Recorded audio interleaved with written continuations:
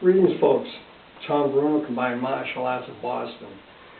Today in this video, I'm going to do a lesson for you in martial art hand positions. By the way, this is our YouTube video number 27, so we're very proud of that. But I want to get into various hand positions. You know, when students start off, and even through all my karate training, it was basically 4 types of strikes that we did. We did the closed fist, we did the chop or shuto, we did the palm heel, and sometimes fingertip jabs. But there's so many more diverse hand positions that you can use depending on the self-defense situation. So what I want to do for you today in this video is to demonstrate some of the various ways that you can execute various and different hand positions to get you out of a bad situation. The first one I want to start off with is the closed fist. Now, this is like the bread and butter of karate, the closed fist. Everybody does it. I want to point out not only the fist as a weapon, but how to use it in a certain way and where you to strike with. The way that it's taught in most schools is after you make the fist, you punch with the large 2 knuckles here, flat down to the second joint. That's where the striking area is. Now, there are some Chinese styles, systems that tell you to punch with the last 2 knuckles. I don't agree with that at all, because those 2 knuckles are weak and they can break easily. Even these big knuckles can break. So you want to use those 2 knuckles, tight fist. And another thing, when you strike, if you can dip the hand down a little bit, like this, that transfers or transmits extra energy into the punch. So you have the full rotating punch. You have the 3/4, which is really the strongest, because the 2 bones of the forearm, the radius, and the L1 do not cross, and they're stronger. You have the vertical fist, and of course you have the under fist or the uppercut. So remember that little dip down. Next, we're going to go on to another hand position that's used a lot, especially in my style, Goju-Ryu Karate, and that is the back fist.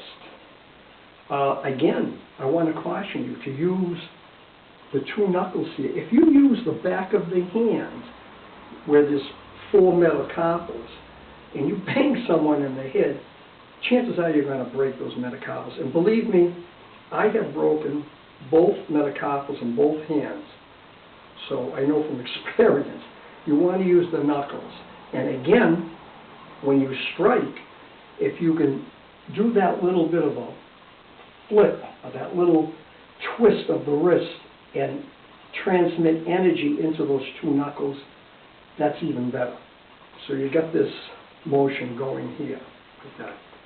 All right, the next one is when you open up the hand, the back of the hand, that's called haishu. By the way, this is called seiken. The back fist is called yurei. I'll be using some Japanese terminology for those who love to hear it. And the back fist is good, but it's not a devastating blow, haishu. It's good as a distraction. So from the back of the hand to the fingertips, this method here is good distraction to the eyes to set up a more devastating technique. And again, you do that little flip at the end. Instead of going straight out, you flip the fingers, flip the back of the hand, again to the eyes. It's very good. The next one is a power strike, and that would be the heel palm, or the palm heel, called teisho. Some schools call it shote. And what this is, in fact, if you see some of the karate demonstrations, and you'll see this, they line up and they come down with that palm, breaking concrete blocks and bricks and stacks of wood. It's a power thing. Again, you want to use this part of the hand in here. As you push the hand, squeeze the fingers together, and come down, come up, and it's a very effective strike. As a matter of fact, in the kata tensho that I've demonstrated on one of the other YouTube videos, the hands go in this way here, and those are strikes. And then you see the hands come out the back of the wrist, which leads me to the next technique, and that's the back of the wrist called kakuto. Again, this is not going to be a knockout blow, but in certain situations, using the back of the wrist to the nose, the eye socket, the throat, can be very effective in setting up a more finishing technique. So you want to use that. Okay, so let's move on now to one that I like a lot, and you see it a lot in karate. It is,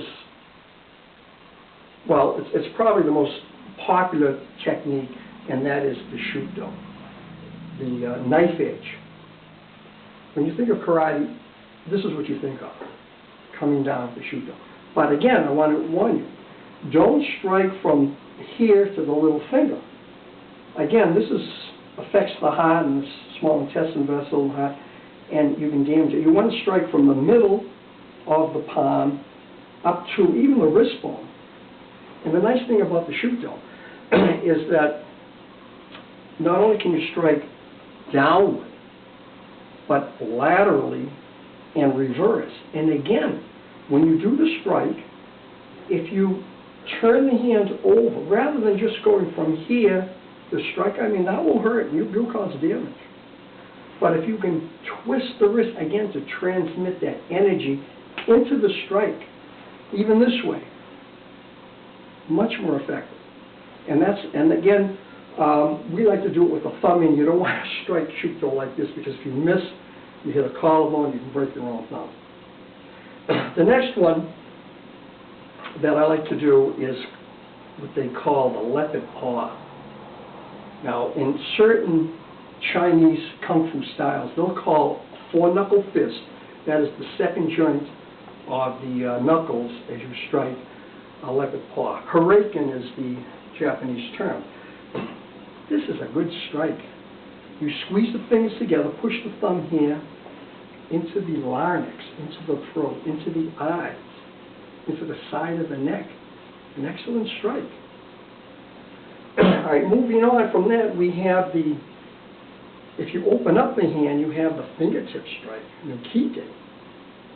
Well, it's a good strike, but if you haven't trained, and most people don't train their fingers, thousands of reps on the sandbag and leather bags and so on, and push-ups by the hundreds, you have to reserve this strike for a soft target. What is a soft target? The eyes, the throat, the neck, even the solar plexus. And it's good in this sense that you can do a downward strike, an upward strike. You'll see this a lot in the Tai Chi, these upward strikes to the throat and the eyes, and also vertical. So the groin, very good strike. All right, moving on from the nukite, we have, well, how can I describe this one here? It's what they call an extended knuckle, in Japanese, nakadake ken. This is one of my favorite techniques. You're hitting with the second joint of the second finger, and you make a tight fist. The temple area is good as you strike that. Again, you drop that fist down, like I told you with the Seeking punch. Drop that down. The neck, the carotid artery, large intestine 18, stomach 9, stomach 10 in there. Again, the throat, even the solar plexus. That's good. Now, a little variation of this would be to do the index knuckle fist, which is with the index finger, and you bring your thumb to the side. Now, years ago, I used to put my thumb here, but if I hit something, my thumb would push out. So what I do now, just like we do with the leopard paw. By the way, the leopard paw is another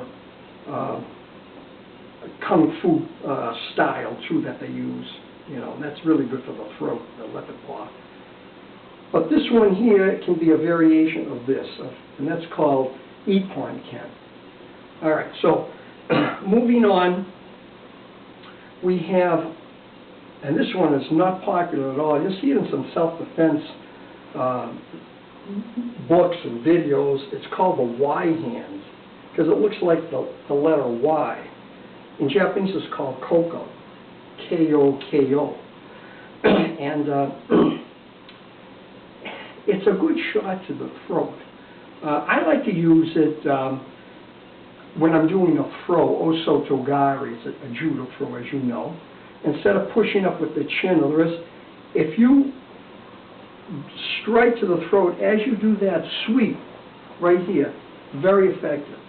And that's the Y hand. Then we go to the ridge hand, called Haito. Again, that's on the large knuckle all the way down. Very effective here. It's not as strong as the Shuto, but you catch someone in the larynx, the eyes, the upper lip, the infraorbital nerve, governor 26. Ridge hand to the groin, excellent. So that's another strike you can do. The next one is, again, very popular. It's like the Shuto, but it's with the closed fist, the bottom fist, the hammer fist called Ketsui. And again, you'll see this in karate demonstrations. And when they do break-ins, it's called Tameshiwari. And they'll close that fist and they'll come down and strike it here. Again, this is legal in the MMA. They can't do the open hand Shuto, but they can close the fist and do it. Again, you want to be careful not to hit with the little knuckle in here, because that will break. You want to hit with the meat of the hand in here, or this is what they call the oxbow in here, and tighten the fist and come down strong on that. The last two, again, one runs into the other. It's called Kito, chicken head wrist block, or chicken head strike. It's with the first joint of the thumb. And also, if you want to extend that, you can go to the second joint of the thumb and the bone here just above the wrist. These are nice shots to the throat, to the eyes. Again, this is not a powerful move, but it's a good setup where you can cause not only distraction, but some pain, confusion, where you come in with the more Shutos, the pan heel strikes, and so on. So, I hope I've given you some insight into how to use the hands just beside the fist, the pan heel, the Shuto, and the fingertip strikes. What I would recommend is learn them, practice them, incorporate them into your martial art toolbox. Okay, that's it for now. Thanks for watching. I'll see you again.